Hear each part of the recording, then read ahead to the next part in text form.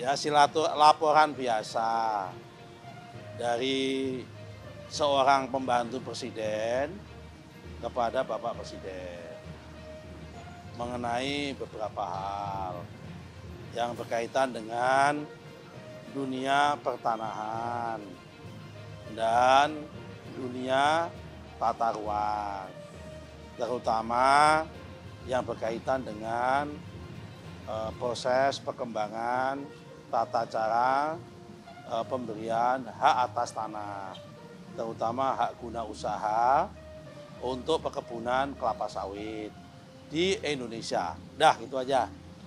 Oke? Terus tadi kan ada bakalan juga ada pembahasan soal apa? Soal Indonesia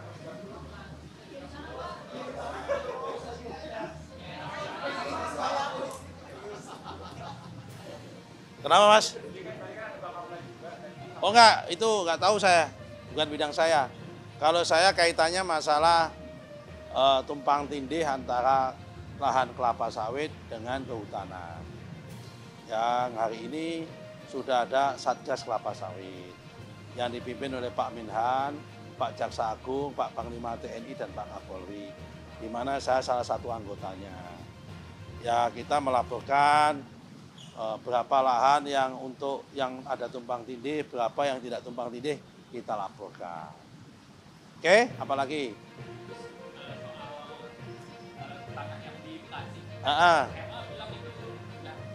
Gini, kenapa? Gini, Mas ya. Udah saya jawab kemarin sebetulnya. Memang betul, tahun 2022 Pengadilan Negeri kirim surat akan ada eksekusi kepada BPN. Nah, kalau kita mengacu aturan terbaru PP 18 tahun 2021 pasal 169 itu mengatakan sebelum ada eksekusi itu harus minta surat permohonan pengukuran dari pengadilan, ya kan, sebagai pemohon mau sebelum eksekusi. Supaya apa? Supaya tidak ada kesalahan di mana letak objek eksekusinya.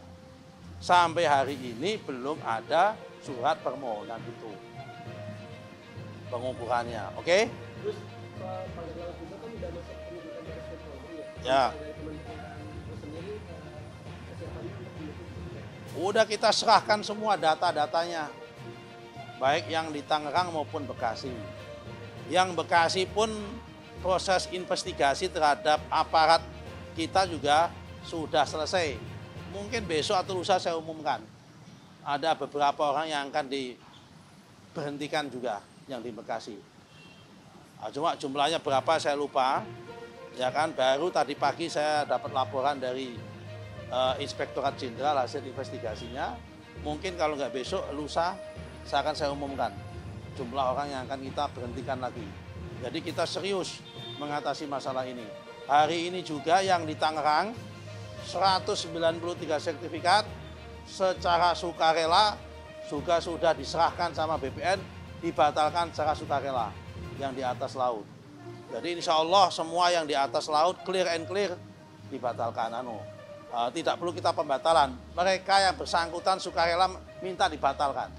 Jadi yang diberhentikan itu eselon 1 atau eselon 2? Oh ya, yang terlibat di bawah dong, bukan eselon 1 eselon 2 kan. Itu kan permainannya ada di bawah di kantor Bekasi. Ya kan, mindah peta itu. Yang dari peta darat ke peta laut itu.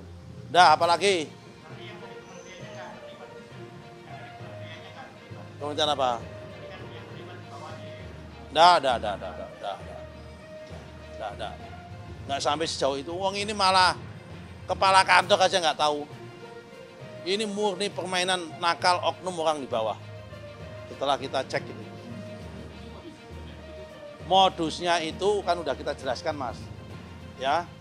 Modusnya ada orang punya sertifikat. Jumlahnya 89 sertifikat. Dimiliki 84 orang. Oke? Jumlahnya 11,6 hektar. Tiba-tiba kan setiap sertifikat ada namanya NIB kan. Nomor induk bidang kan. Lah ini NIB-nya dipakai, dipindah ke laut. Jumlahnya 79 hektar. Dari 11,6 pindah ke laut yang luasnya 79,6 hektar.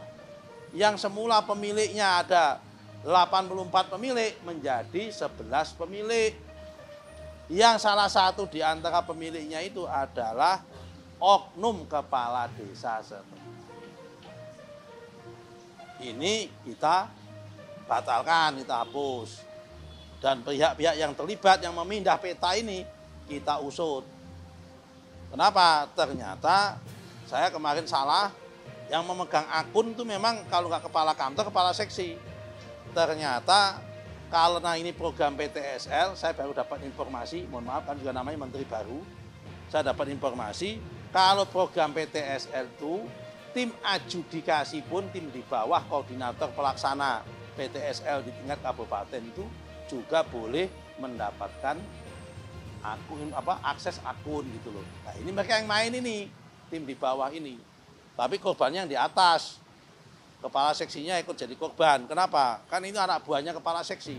Kenapa dia nggak prudent? Tetap kena sanksi nanti pada masa itu. Apalagi nggak ada isu yang main bos, yang kuat nggak ada hari ini. Di mana SM Ganda?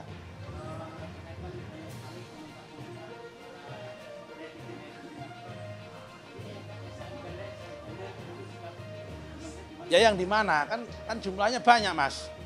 Luaskannya 70 juta hektar. SHM Ganda di mana? Tapi begini ya, tak jelasin ya.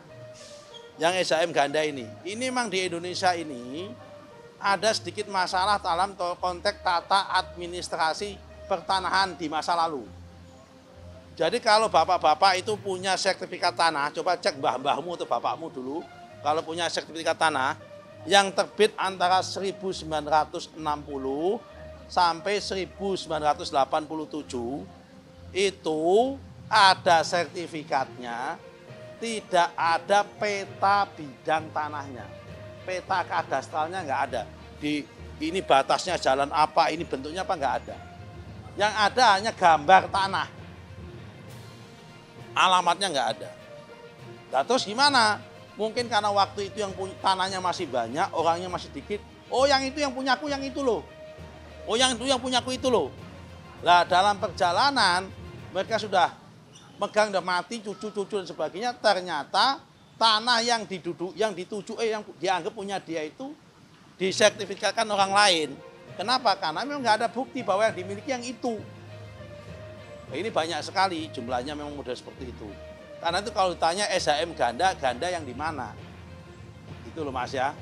Kalau ditanya Ganda itu. Karena memang problemnya itu di tahun 60 sampai 87 ini banyak sekali ada sertifikat, tidak ada peta bidang tanahnya. Yang ada hanya gambar tanah, tapi nggak jelas alamatnya di mana. Nah, kalau yang 87 ke sini, itu selain ada gambar tanahnya, ada peta bidang tanahnya. Ini kelihatan nggak pernah megang sertifikat ini. Atau belum pernah beli sertifikat kelihatannya ini.